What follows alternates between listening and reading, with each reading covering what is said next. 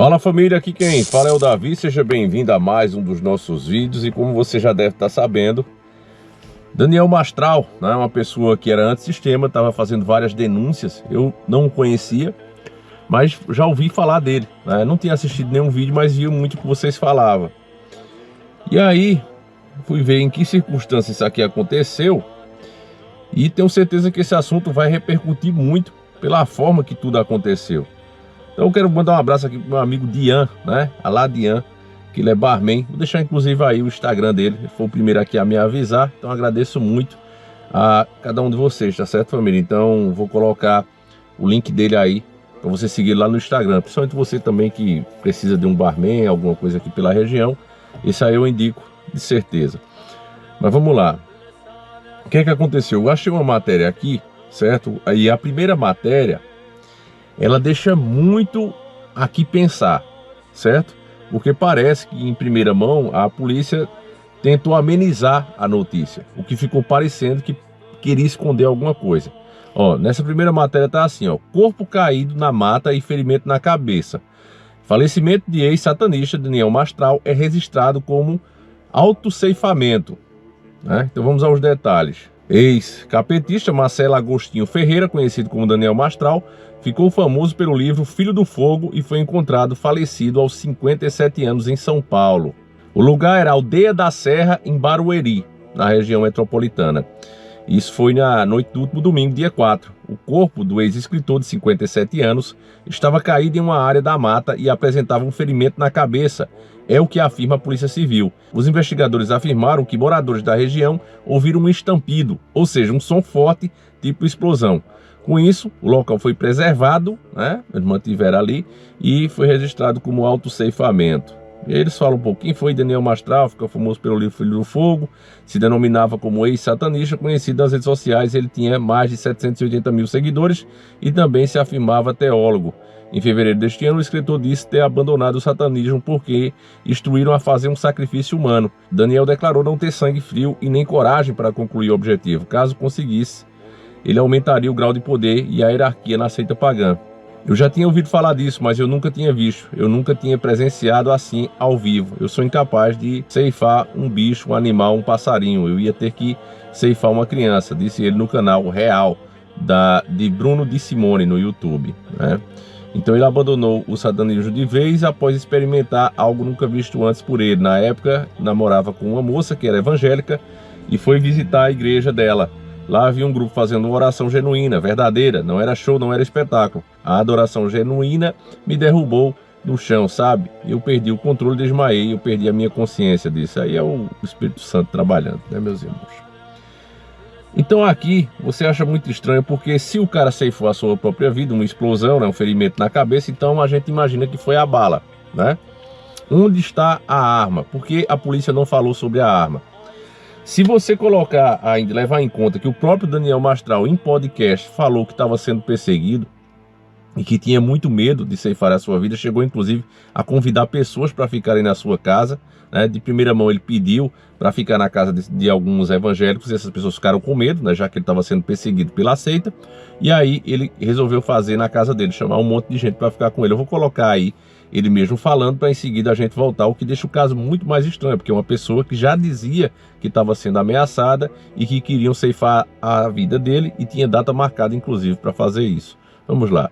É difícil de explicar em poucas palavras, em resumir, mas enfim, eu morava no Vale da Bênção, marcaram dia e hora para me matar, né? Eles estavam me pressionando, eles queriam me causar medo, queriam me desestabilizar, né? O que é estratégia, eu sei o que eles queriam fazer, né? E quase conseguiram me desestabilizar, né? Porque eles deram... O que aconteceu? Tocava o telefone toda hora em casa, ameaça, nós vamos te matar. Aí chegou uma hora que eu quase nem atendia. Teve um dia que tocou demais. Aí eu atendi, era uma moça que fazia parte do satanismo, que eu conhecia ela. A gente deu o nome de Samantha.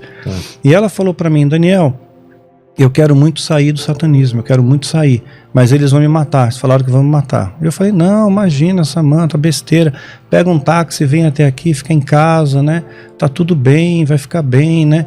E ela começou a ficar em desespero, né, não, porque eles vão matar, saiu meio fora de si, né.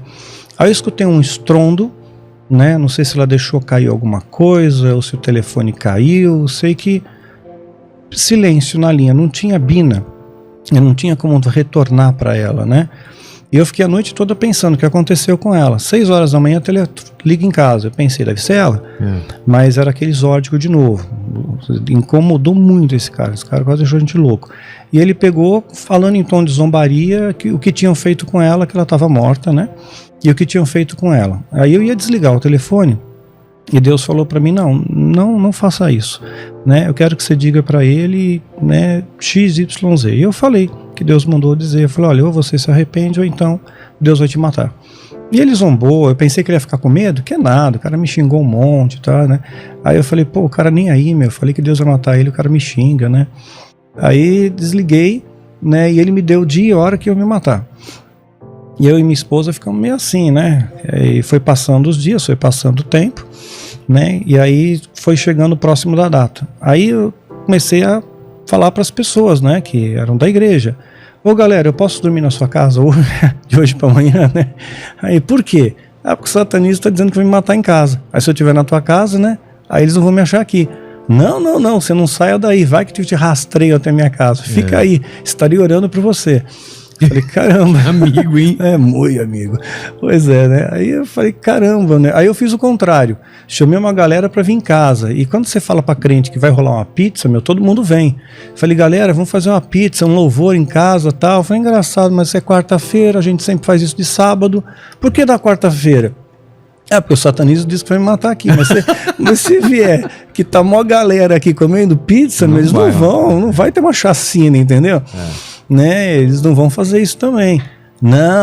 Então a gente vamos estar orando por você. Então ninguém ficou do nosso lado. Eu aprendi assim que eu tenho que depender de Deus. Né? Deus me ensinou a depender dele mesmo. Aí chegou o dia, a gente ficou assustado. Minha esposa tem na Missão Antioquia, onde ele morava, Vale da Bênção, tem uma igreja perto. Dá para ir a pé. A Missão Antioquia. Nós fomos até lá, assistimos o culto. Acabou o culto, eu fiquei olhando para ele agora, o que a gente faz, né? Aí a gente chegou até a pensar em se esconder no banheiro da igreja, né? Eu falei, estamos na igreja, estamos protegidos aqui, né? Mas não dava, né? Porque eles estavam olhando tudo. Aí fomos para casa a pé, né? Era uma caminhadinha, rua de terra ainda, agora asfaltaram, tá bonitinho lá. E nesse caminho começou a ameaçar chuva. Parece que aquele mal-estar que a gente sentia, com aquele vento, né, aqueles trovões, parecia que aumentava ainda. Dava uma sensação pior. Quando eu cheguei em casa, atravessei o portão, eu senti muita tranquilidade, como se atravessasse um portal. Muita serenidade, né? E aí a minha esposa também sentiu a mesma coisa. Eu falei, Deus, sem impressão minha, né? Sei lá, usa minha esposa para falar alguma coisa, né? E ela falou para mim, olha, Daniel, tá tudo bem, Deus mandou os anjos para guardar a gente. Aí eu falei, Senhor, ok, tá, mas sem querer, né, ser chato, mas eu preciso ver, porque se eu não ver, eu não vou crer. Me dá a oportunidade que você fez com o moço de Eliseu, me dá a graça de ver os teus anjos, né, porque se eu ver, eu vou acreditar, eu sei que eu tô protegido. E assim, não é uma regra que sempre Deus vai atender o seu pedido, né? Naquele momento, na graça de Deus, ele permitiu, né? E, enfim, aí eu tive uma experiência extraordinária. Aí eu pude contemplar muitos anos à volta da minha casa, me guardando, me protegendo.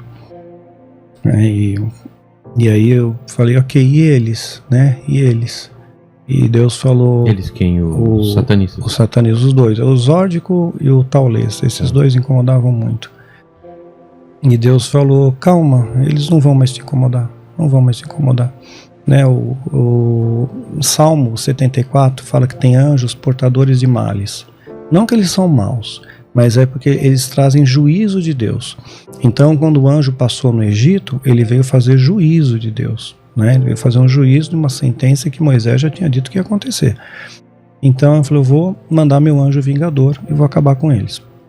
Mas eu fiquei meio na dúvida, né? Será, né? Esse negócio, será que eu estou ouvindo mesmo? Será que é uma coisa na minha cabeça? Porque até esse lance de você conseguir discernir, né, que é voz de Deus, que é Deus falando, não é sua mente, não é sua cabeça, não é o que eu quero ouvir, né? É um processo, viu? É um processo. E...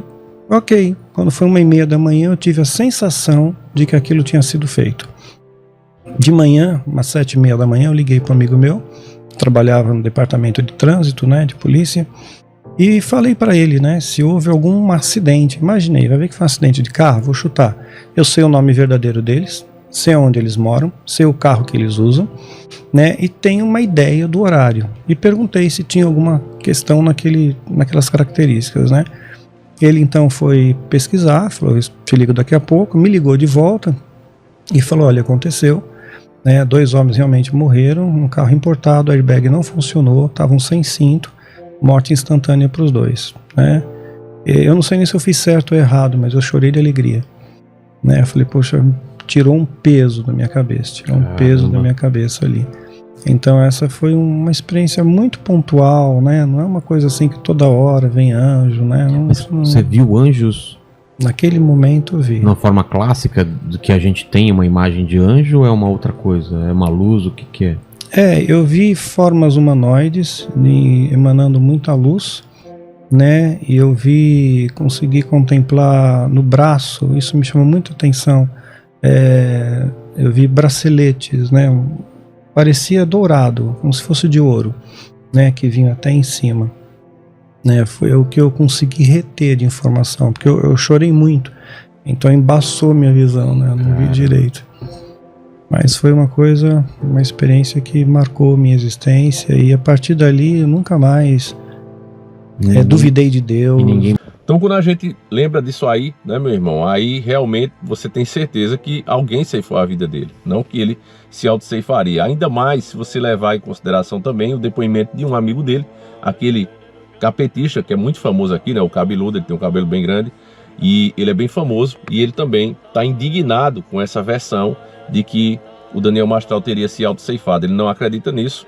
Ele disse que o Daniel Mastral estava com vários planos, inclusive para desenvolver mais outras redes sociais dele, e que tinha grandes planos para isso, né? E uma pessoa que está pensando em se auto-ceifar, que está né, que está com problemas emocionais, não estaria com essa garra toda, com essa vontade toda. Vou colocar ele mesmo falando aí para você ver. Não foi. Eu não aceito, filho da puta nenhum. Pode ser investigador, pode ser o caralho. Eu não aceito ninguém falando que isso foi. Ninguém. O Daniel era pacifista, eu não sou. Eu mobilizo essa internet inteira, eu viro esse país do avesso. Mas Daniel Mastral não foi. No caso do Daniel Mastral, não foi. Eu encontrei com ele semana passada na quarta-feira, cheio de vida, me abraçou, chorou comigo na mesa, me expôs tudo que ele sabia, eu expus tudo que eu sabia também. A gente tava marcando podcast, tem grupo no WhatsApp marcando podcast. Ele ia pro Podpah, sei lá, semana que vem. Não foi, cara. Não foi suicídio. Ele me mandou mensagem ontem mesmo ele mandou mensagem perguntando como é que fazia os negocinhos do TikTok, ele tava super empolgado. Não foi. Espalhem. Se vocês têm coragem, espalhem. Então, quando você junta essa primeira matéria e isso que você acabou de ver, né, esses 2 vídeos, você tem certeza que algo muito estranho está sendo omitido aí. Você que acompanha os nossos vídeos sabe quanto isso é complicado. Eu fiz um vídeo há alguns anos atrás, onde eu mostrava um ritual que foi feito aqui na minha cidade, no alto do monte, né? E várias pessoas ali fizeram símbolos de fogo e invocava essas entidades para cima da cidade inteira. Foi em 2020 que isso aconteceu. Meu vídeo chegou a 95 mil visualizações muito rápido, né? O que foi que aconteceu? O YouTube classificou o vídeo como se tivesse cena de nudez ou algo do tipo. A única imagem que dê para entender isso é a imagem de Baphomet, essa daí, que a gente já mostra aqui em milhares de vídeos, mas nesse aí em específico saiu. Então, se o problema era esse, eu cortei essa imagem, tirei ela do vídeo e repostei de novo. Assim que o vídeo também chegou aos 100 mil visualizações, aconteceu a mesma coisa. Aí, dessa vez, colocaram que o vídeo era perigoso porque tinha imagens de fogo, no caso, o ritual, né? Embora ninguém se queimasse, nem tocasse fogo em nada, era só símbolos em fogo no chão. Então eu percebi que tem uma força muito grande, né? Nesse vídeo específico, meus irmãos, vocês que se lembram dele, inclusive eu cheguei na cidade do Jeans, Toritama, né? E um rapaz, inclusive colorido, disse: Davi, eu sigo muito o seu canal. E eu fiquei feliz, né? Porque é uma pessoa que tem uma escolha diferente e que entende que as críticas que a gente faz não é em cima da escolha dele, mas sim pela militância que é feita em cima disso, né? Esse Davi, assisti muito o seu canal e eu vim através desse vídeo do ritual Foi feito lá no monte da sua cidade. Aí eu expliquei a ele, né, que o vídeo foi perseguido, que alguém muito forte estava por trás disso para conseguir tirar o vídeo dessa maneira, né? Mas beleza. Nesse vídeo em questão, muitas pessoas disseram, poxa, mas não tem como evitar, né? As pessoas se vestiram, encapuzaram, inclusive aquela organização que tem um compassozinho, você sabe qual é, né? Ela emitiu uma nota, porque os caras estavam de bata, né? Os caras estavam de bata, vou colocar algumas imagens aí que eu consegui. Eles estavam de bata e faziam parte deles, né? Mas aí eles colocaram que não, que esses caras estavam fingindo que era, e que qualquer um pode fazer isso, qualquer um pode colocar o aventalzinho, na verdade o nome é esse, né? O avental. Pode colocar o avental e dizer que é um membro deles e fazer essa palhaçada, segundo eles. Mas aí eu disse que não tinha como ser assim, né? E reafirmo isso, não tinha como ser assim, porque logo no local tinha uma delegacia. Inclusive na filmagem tem uma viatura dando cobertura a eles, protegendo eles. E lá naquele lugar tem sim uma delegacia. Então eu avisei que não tinha como ser, né, alguém, um doidinho, né? 3 malucos ou 4 malucos, 6 malucos que pegaram, vestiram um aventalzinho e se encapuzaram e foram para lá. Eram pessoas influentes, pessoas poderosas, né? Porque se fosse eu e você, eu tenho certeza que se nós pegássemos e vestíssemos capas pretas, colocássemos aventais com compasso e fôssemos tocar fogo, né, fazer símbolos de fogo na frente de uma delegacia, eu tenho certeza que ia dar ruim pra gente, ou não, né? Então já falei para vocês, existem forças muito fortes trabalhando. O Deus que aceita todo mundo é o Deus cristão, né? O outro lado, meu irmão, você tem que ter habilidades, você tem que ter inteligência, não é escolhido qualquer um. Você pode ver, inclusive, esses grandes satanistas, como o próprio Daniel Mastral, uma pessoa extremamente inteligente. Esse outro, o cabeludo que passa sempre, eu esqueci o nome, Vanille, eu esqueci o nome do danado, né? Mas ele é bem famoso.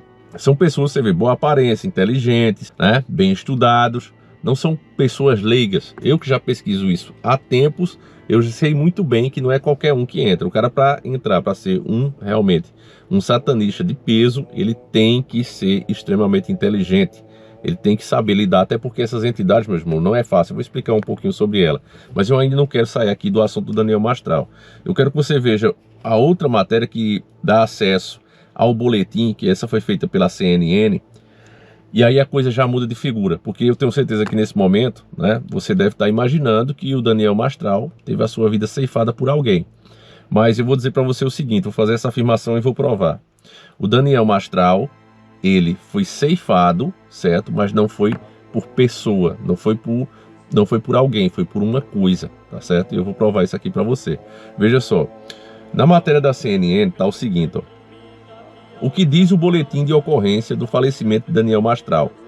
O documento foi obtido pela CNN. O escritor Marcelo Ferreira, mais conhecido sob o pseudônimo Daniel Mastral, foi encontrado falecido na noite desse domingo, dia 4, na cidade de Barueri, região metropolitana de São Paulo. O corpo foi localizado pela Guarda Municipal da cidade por volta das 18h26, segundo o boletim de ocorrência. Então aqui tem mais detalhes, vamos lá. O documento obtido pela CNN ainda traz o que foi apreendido no local, coisa que a outra matéria não falou, né? Na lista estão o carro de Daniel, um Tigo modelo 2020, um celular, uma pochete que estava dentro do carro e 10 projéteis, sendo um já deflagrado e outros 9 intactos. Um revólver Taurus calibre .357 também foi recolhido pela polícia. Ó, família, eu entendo um pouquinho de arma e eu vou dizer para você, né? Alguém que atira na própria cabeça com um 357, eu acho que não dá nem para fazer enterro. E a bagaceira é grande, o tiro é muito forte.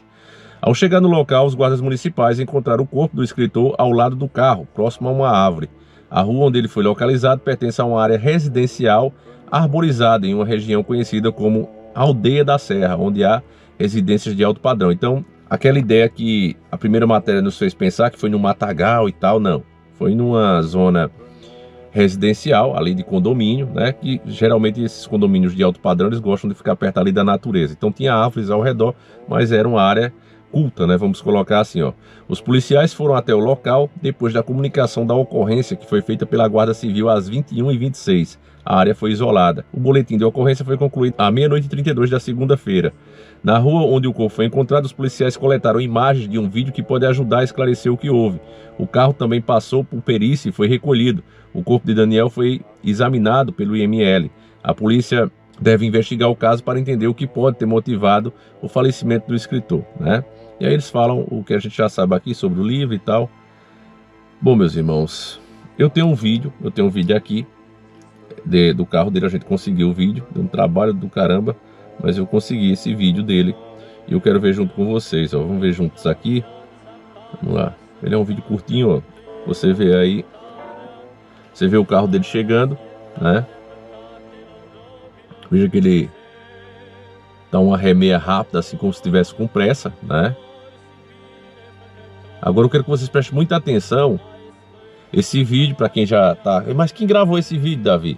Bom, foi as câmeras de segurança da residência, né? Tá com um zoom aí. Eu sei que você vê meio tremido assim, né? Então, olha, ele desce, certo, do carro.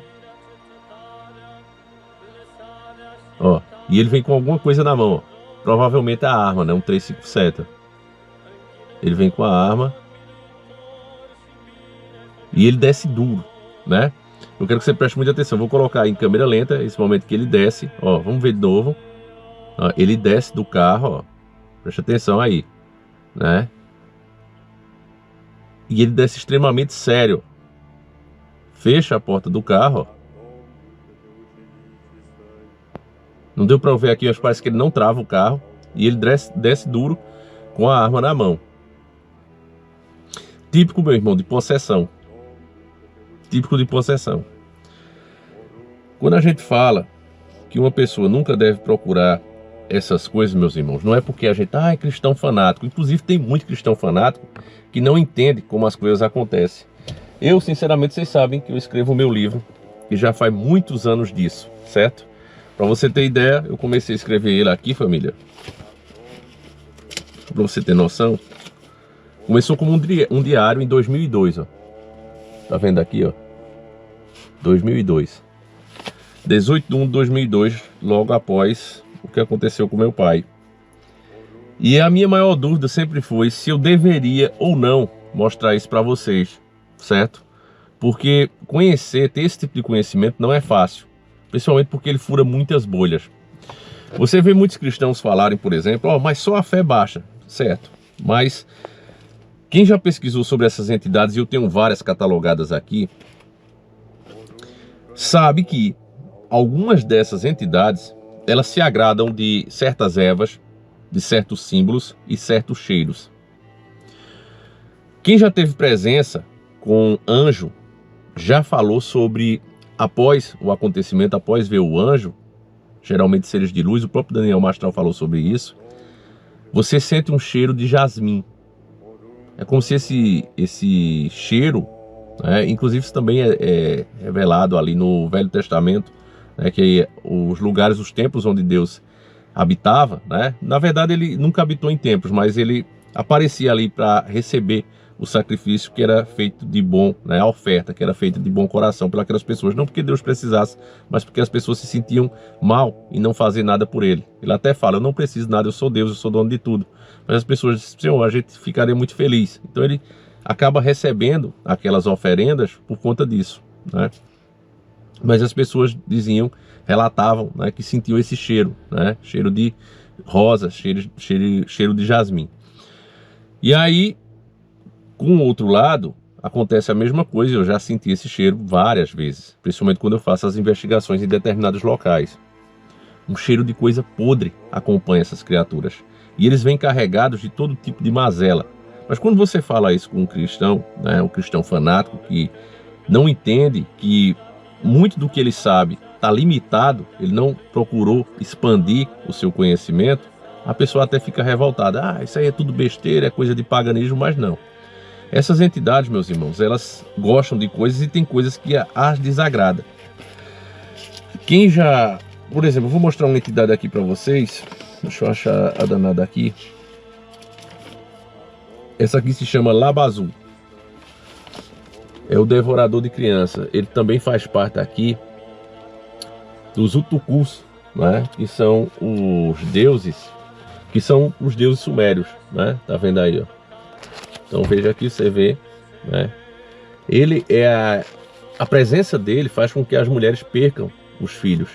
E os antigos tinham uma série de coisas que eles colocavam para afastar esse tipo de coisa de perto deles, tá vendo? Mas hoje em dia, o povo ignora completamente essa parte. Por exemplo, esse outro aqui, ó, a Lamatsua.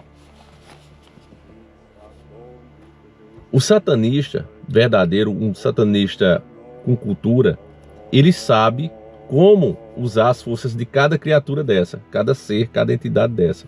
E ele joga para cima da pessoa, dependendo. Certo? Então você... eu tenho um ódio de uma pessoa, eu queria que ela adoecesse. Então ele vai fazer um ritual a Lamatsu, vai trazer coisas, você vai trazer para ele coisas que Lamatsu gosta. E se Lamatsu aceitar a sua oferenda, ele vai passar a atacar aqueles seus desafetos em troca da sua devoção a ele. E aí você passa a se tornar um escravo. Você vai ser protegido, entre aspas, mas você vai ficar com eles.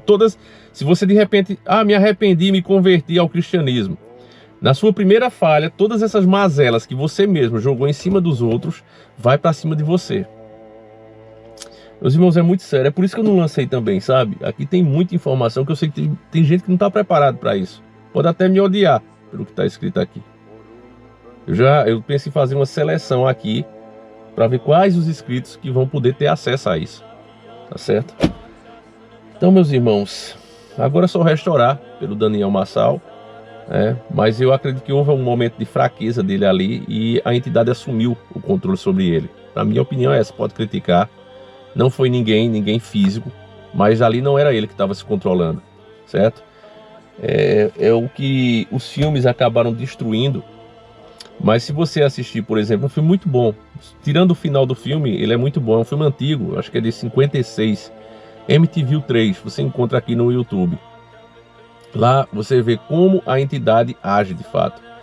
A moça, por exemplo, a repórter, né, que ela no começo não acreditava em nada, ela consegue em fotos perceber a maldição que estava sobre uma pessoa. Na verdade não é a entidade que ceifa ela, mas uma série de acontecimentos. Ela está dirigindo o carro, nervosa, né, já porque percebeu a entidade, está fora da casa, bem longe. E aí aparece uma praga, né, no caso uma muriçoca, tipo uma varejeira. Pega ali no olho dela, ela se distrai e bate atrás de um carro. Nisso acontece uma faísca de fogo, o carro dela pega fogo e ela falece. É assim que o sobrenatural age. Os filmes ensinaram a você que vai aparecer uma entidade com a cabeça para trás, toda distorcida, e vai engolir você, vai rasgar você no meio, vai... Não é isso que acontece. Essa entidade, a pessoa até vê ela, mas não é ela que te ataca diretamente. Ela vai trazer uma série de mazelas para você e que vai levar, consequentemente, à sua destruição, se você não procurar ajuda espiritual. Se você tiver fé, se você for um cristão verdadeiro, você sempre está com a armadura de Deus, mas qualquer falha sua, meu irmão, você está ferrado. Então, quando você tenta explicar isso, tem pessoas que ficam aborrecidas, né? Porque nunca pesquisaram sobre essas entidades, não sabem nada de nada, né? Mas fala pelos cotovelos. Enfim, meus irmãos, tomem cuidado com essas coisas, não brinque com isso e se afaste. O caminho que leva realmente à salvação é Deus, o resto, né, é o nosso Cristo Salvador. Porque o resto, meu irmão, o caminho é largo, né? Parece ser muito mais atraente, muito mais fácil, mas leva à destruição, certo? Uma entidade dessa mesmo para você agradar, ela é muito fácil, é muito simples, né? Você acha a pessoa certa e se torna mais poderoso do que os outros. Então é um caminho largo, mas o preço que você vai pagar no final é o mais caro de todos. Lamento aí pelo Daniel Mastrão, não acompanhava, mas realmente fiquei muito triste pelo que aconteceu, né? Era um cara que falava de coisas reais. Que Deus o tenha. Um abraço, meus irmãos, e fui.